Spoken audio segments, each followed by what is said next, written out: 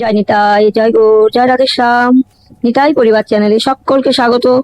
আজকে আবার এই নিতাই চাঁদের সংসারে এই দাসী আরেকটি নতুন ভিডিও নিয়ে হাজির হলো।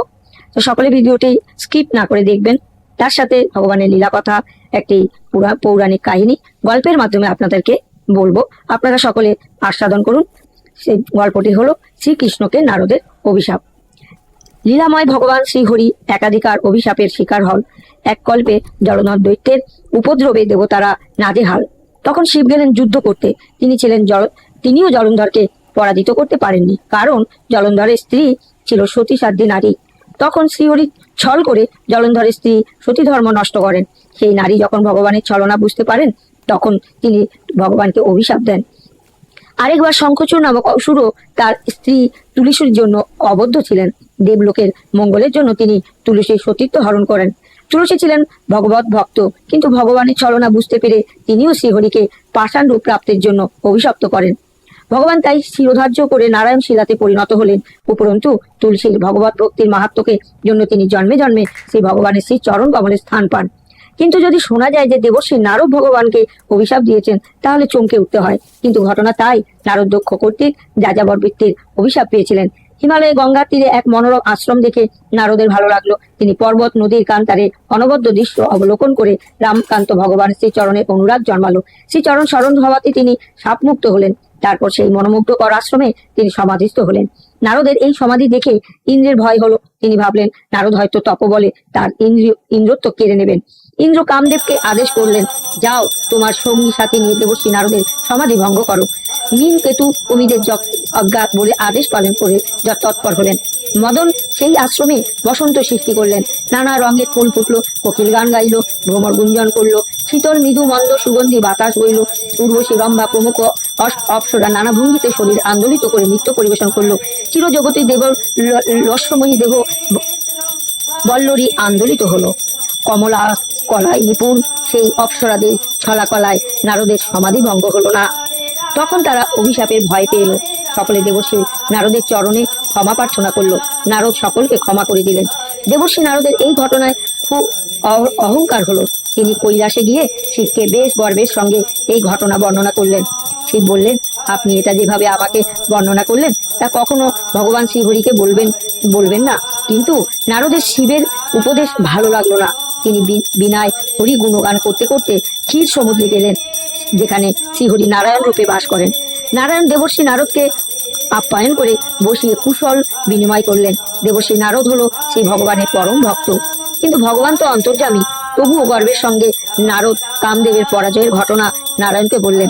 নারায়ণ বললেন, তোমাকে স্মরণ করলেই অন্যের কাম, ক্রোধ, লোভ, মোহ দূরীভূত হয়ে যায়।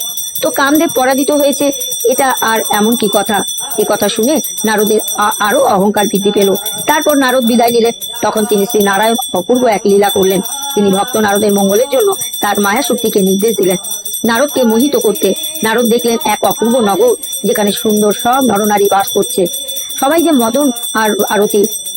এই নগরে রাজা শিলানিধি বিশাল তার সামরিক সজ্জা, প্রচুর প্রচুর ভোগেশ্বর্যে পরিপূর্ণ সেই নগর। নারদ পুরবাসীদের কাছে জিজ্ঞাসা করে জানতে পারলেন যে রাজকন্যা বিশ্বমোহিনীর স্বয়ংবর হবে। সেই উপলক্ষে বহু রাজা রাজবাড়িতে সমাগত। নারদও তামাশা দেখতে গেলেন। রাজা শিলানিধি নারদকে পাদ্যার্ঘ দিয়ে পূজা করলেন। তারপর রাজকন্যাকে দেখিয়ে এর দোষ গুণ বিচার করতে বললেন। নারদ বিশ্ববিমোহিনীর অপরূপ সৌন্দর্যে মোহিত হয়ে গেলেন। রাজাকে শুধু বললেন, এই কন্যা সুলক্ষণা। আর মনে মনে নারদ চিন্তা করলেন, এই কন্যার পানি গ্রহণ যে করবে সে তিলকে পূজিত হবে, তাকে কেউ পরাজিত করতে পারবে না। অতএব এই কন্যাকে পাওয়ার জন্য নারদ চিন্তা করতে করতে বাইরে এলেন। নারদ এতটাই মোহগ্রস্ত হলেন যে তিনি স্বয়ং শ্রীহরিকে স্মরণ করলেন। ভগবানকে স্মরণ মাত্রই তিনি উপস্থিত হলেন। নারদ বললেন, ভগবান, এই কন্যাকে আমার চাই, আর সেই জন্য তোমার রূপ আমাকে দাও। ভগবান বললেন, তথাস্তু। যথাসময়ে স্বয়ংবর সভা শুরু হলো। শিব তার 2 জন অনুচরকে নারদের কাণ্ড পর্যবেক্ষণ করতে ব্রাহ্মণের বেশে পাঠিয়েছিলেন। ভগবান স্বয়ং ওই রাজবেশ ধারণ করে উপস্থিত। বিশ্ব বিমোহিনী নারদের দিকে দৃষ্টিপাত করলেন না, স্বয়ং ভগবানের বরমাল্যে বরণ করলেন। এই দৃশ্য দেখে নারদ ক্রোধে থরথর করে কাঁপতে লাগলেন। এদিকে রাজবেশধারী ভগবান বিশ্ব বিমোহিনী নিয়ে চলে গেলেন।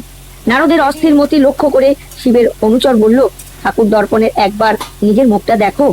নারদ তখন স্থির জলে নিজ প্রতিবিম্ব দেখে আটকে উঠলেন। আরে এ তো বাদরের মুখ! নারদ ক্রোধে জ্বলে উঠলেন। নারদ অহর্নিশি যার নাম গুণগান করে সেই পরমেশ্বরী কিনা নারদকে ছলনা করলেন। তিনি তক্ষুনি বৈকুণ্ঠের দিকে ছুটলেন। পথেই সে শ্রী ভগবানের দর্শন পেলেন। সঙ্গে লক্ষ্মী ও বিশ্ব বিমোহিনী। নারদ ক্রোধে থরথর করে কাঁপতে কাঁপতে বললেন, তুমি পরে ভালো দেখতে পারো না? তুমি হিংসুক, কপট, সমুদ্র মন্থনে উৎপন্ন বিষ তুমি সরলমতি শিবকে পান করিয়েছিলে। আরে কৌস্তভমণি ও লক্ষ্মীকে নিয়ে তুমি বৈকুণ্ঠে চলে গেলে। তোমার মতো কুটিল স্বভাব ও স্বার্থপর আর দ্বিতীয় কেউ নেই। তোমাকে শাসন করার কেউ নেই, তাই যা ইচ্ছা তাই করো। আমি তোমাকে অভিশাপ দিচ্ছি, যে বিরহে আমি জ্বলছি সেই বিরহে তুমি কাতর হবে, আর যে মর্কট মুখ আমাকে দিয়ে ছলনা করেছো সেই বাদরই তোমার সহায়তাকারী বন্ধু হবে। শ্রী ভগবান ভক্তের অভিশাপ মাথা পেতে নিলেন, আর তখনই নারদের ওপর আরোপিত মায়া জাল অপসারিত করলেন। নারদ সম্মিত ফিরে পেয়ে দেখলেন যে লক্ষ্মী বা বিশ্ব বিমোহিনী কেউ কোথাও নেই। নারদ অপরাধ বুঝতে পেরে শ্রী ভগবানের কাছে ক্ষমা ভিক্ষা করলেন। ভগবান বললেন, তুমি শ্রী শঙ্করের শরণ নাও, তাহলে শান্তি পাবে। যাও, আমি রাম অবতারে পৃথিবীতে লীলা করব, সীতা বিরহে কাতর হব এবং বানর সেনার সাহায্যে সীতা উদ্ধার করব। তুমি আমার পরম ভক্ত, তোমার অভিশাপের মর্যাদা আমি রাখবো। তোমাকে শিক্ষা দেওয়ার জন্য, আমার অহংকার চূর্ণ করার জন্য আমি মায়ার দ্বারা তোমাকে মোহাচ্ছন্ন করেছিলাম। সকলে একবার বলুন, নিতাই গৌর সীতানাথ প্রেমানন্দে হরি হরি বল। যদি আমার ভিডিওটি আপনাদের ভালো লেগে থাকে, আপনারা সকলে লাইক, শেয়ার, কমেন্ট অবশ্যই করবেন। গুরুদেব কবে মোর সেই দিন হবে, গুরুদেব কবে মোর সেই দিন হবে। মন স্থির করি নির্জনে বসিয়া কৃষ্ণ নাম গাব যবে। মন স্থির করি নির্জনে বসিয়া কৃষ্ণ নাম গাব যবে। সংসার পুকার কানে না পশিবে, সংসার পুকার কানে না পশিবে। দেহর গদুরে রবে, গুরুদেব কবে মোর সেই দিন হবে। হরে কৃষ্ণ বলে গাহিতে গাহিতে নয়নে বইবে লো, দেহেতে পুলক উদিত হইবে, দেহেতে পুলক উদিত হইবে। প্রেমেতে করিবে ভোর, গুরুদেব কবে মোর সেই দিন হবে। গদ গদ বাণী মুখে বাহিরিবে, কাঁপিবে শরীর মম। ধর্ম বিবরণ হইবে, ধর্ম বিবরণ হইবে। সম্মিত প্রলয় সম, গুরুদেব কবে মোর সেই দিন হবে। নিষ্কপটে হেন দশা কবে হবে, নিরন্তর নাম গাব।